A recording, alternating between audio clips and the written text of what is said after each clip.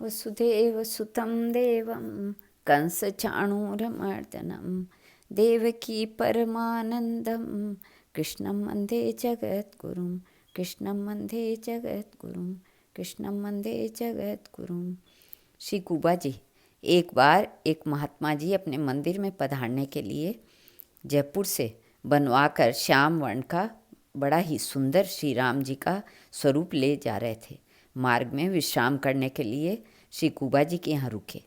श्री राम जी के सुंदर स्वरूप को देखकर श्री कुबा जी के मन में विचार उठा कि यदि ये प्रभु हमारे ऊपर कृपा करें तो यहीं रहकर मेरी सेवा स्वीकार करें तो बहुत अच्छा है, बहुत अच्छा हो। इनकी संत सेवा निष्ठा एवं प्रार्थना स्वीकार करके अंतर्यामी भगवान श्री राम वहीं अचल होकर विराज गए। दूसरे दिन संत जी इन्हें ले जाने के लिए उठाने लगे तो अनेक उपाय करने पर भी भगवान वहाँ से नहीं उठे। तब श्री कुबा जी ने हंसकर कहा, ये मुझ दास पर रीझ गए हैं, अतः यहीं रहेंगे, आपके उठाने से नहीं उठेंगे। भगवान ने इनके मन की बात जान ली थी, अतः इनकी प्रतिष्ठा करके श्री कुबा जी ने इनका नाम जान राय रामचंद्र रखा। प्रभु को अपने घर में विराजमान कर तथा उनकी सेवा का सुख प्राप्त कर श्री कुबा जी अपने अंग में फूले नहीं समाते थे। झीथड़ा में जान राय रामचंद्र अब तक विराजमान है। एक बार श्री कुबा जी के मन में विचार आया कि द्वारका को जाऊं और शंख चक्र की छाप लेकर आऊं। आप घर से चल दिए, परंतु मार्ग में ही भगवान ने आज्ञा दी कि तुम अपने घर रहकर संत सेवा करो, तुम्हारे सब मनोरथ पूर्ण हो जाएंगे, अतः अन्यत्र कहीं मत जाओ। ऐसी प्रभु की आज्ञा पाकर श्री कुबा जी घर लौट आए। कुछ दिन बाद घर में रहते हुए इनके शरीर में शंख चक्र आदि की छाप प्रकट हो गई। इस प्रकार के नए चमत्कार प्रकट हुए। तब लोग श्री कुबा जी को कीर्तन गान करने लगे। द्वारका में गोमती और सागर का संगम अब नहीं होता है, पहले होता था। संतों के द्वारा यह सुनकर आपके अपनी माला सुमिरनी संतों के हाथ भेज दी। दोनों के मध्य में सुमिरनी रखते ही फिर संगम होने लगा। इस प्रकार आपने गोमती सागर का संगम कराया। एक बार श्री कुबा जी के बहुत से शिष्य हुए और उन प्रशिष्यों की अनेक शाखाएं बढ़ी। आपके आदेशानुसार सभी शिष्य प्रशिष्यों में साधु सेवा की ही विशेष रुचि रहती थी।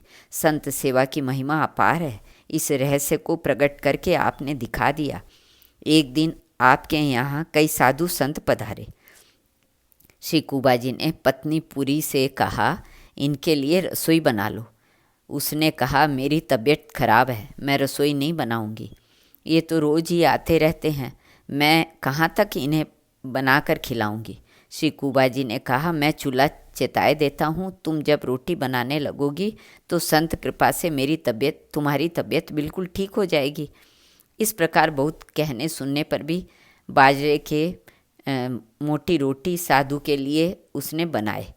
इसी बीच उसका भाई आ गया तो बड़े उत्साह से दूसरे के घर से दूध ले आई और उससे अपने भाई के लिए खूब सुंदर खीर बनाई। श्री कुबा जी ने देखा तो समझ गए कि ये इसका स्नेह अपने भाई में अधिक है। तब आपने एक सुंदर उपाय सोचा। जल पृथ्वी पर गिराकर स्त्री से कहा, तू जल्दी जल भरकर ले आ। वह जल भरने चली गई, परंतु उसे भय था कि कहीं खीर साधुओं को न परोस दे। जब तक वह गहरे कुएं से जल भरकर आए तब तक अपने खीर परोसकर साधुओं को खिला दी। श्री कुबा जी की स्त्री जल्दी से जल लेकर आई और जब उसने साधुओं के आगे खीर देखी तो उसके शरीर में आग सी लग गई। अपने भाई के मुख की ओर देखने लगी। भाई भी उदास हो गया।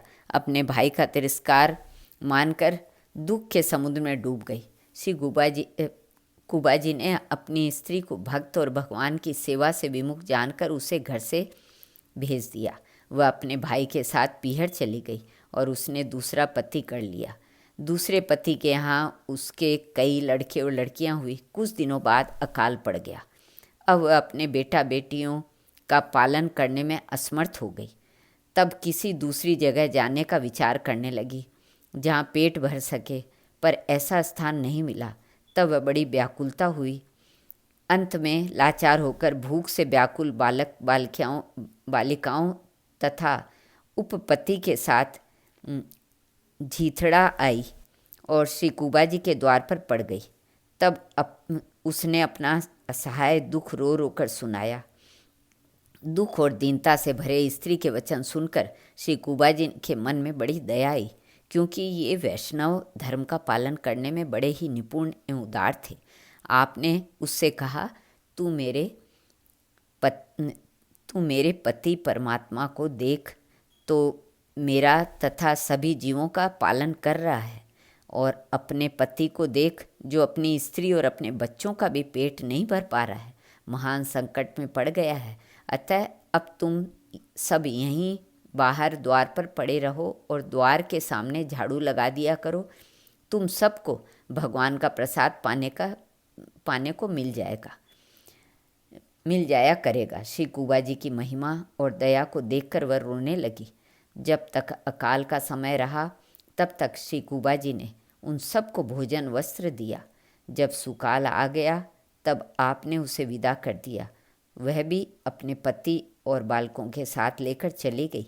वह अपने मन में बहुत पश्चाताप कर रही थी, परंतु वह स्थान और वह सुख उसे कैसे मिल सकता था जहाँ नित्य संतों की सभा और सत्संग है, जहाँ रसमयी प्रेमा भक्ति का रंग छाया रहता है। श्री कुबा जी महाराज जिस किसी को शिष्य बनाते उसे साधु संतों तथा दीनों की सेवा का ही आदेश उपदेश देते हुए यही कहते थे कि जिनके रूप और गुण अनंत हैं, ऐसे प्रभु को प्राप्त करने की इच्छा यदि तुम्हारे मन में है तो कपट को त्याग कर प्रेम से संत सेवा करो। बोलो भक्त और भगवान की जय। श्री कृष्णार्पण।